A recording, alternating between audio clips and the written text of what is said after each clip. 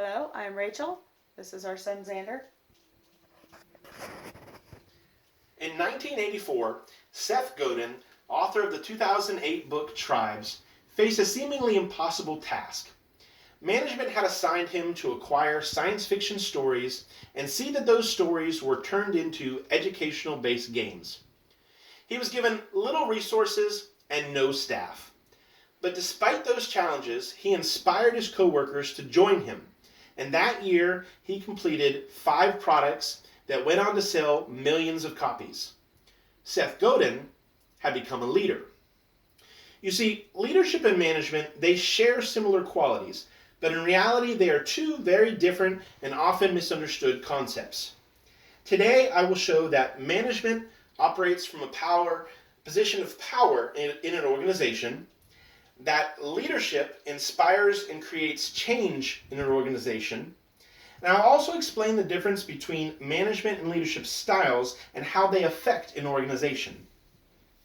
So first, let's talk about management. In a classic I Love Lucy episode, Lucy and Ethel are working on an assembly line in a candy factory. The manager tells them that if one piece of candy makes it into the packaging room unwrapped, that they'll be fired. Now at first all is well, but as the conveyor belt begins to move faster and faster and faster, Lucy and Ethel begin to panic. They grab at the candy, shoving it in their clothes, shoving it in their hat, and in some cases even shoving it in their mouth to try to prevent it from going into the packaging room. According to Godin, Lucy and Ethel had a management problem because they did not have the proper training in order to succeed.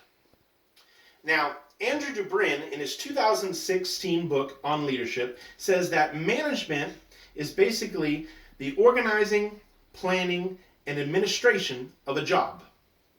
So, a manager ensures that the employees show up for work when they're scheduled, that they have the tools that they need to complete the job, that they're trained properly in order to succeed. Now, Scott Derrick, in his 2005 article, Power versus Influence, says that managers have power because of the position that they hold in the organization. He said, managers have the power, but leaders have influence. He said a manager's position is granted to them, while a leader's position has their status because they earned it. So, let's talk about leadership.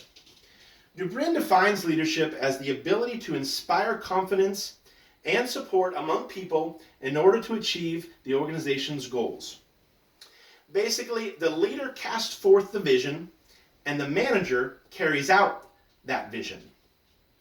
When I think about leadership, I'm reminded of the 1995 film Braveheart. Now, if you've never seen it, let me explain. Mel Gibson stars as William Wallace, a Scottish warrior trying to win the independence of Scotland from England. He has a vision, and he uses that vision to inspire his followers. He leads from the front and motivates his followers into action.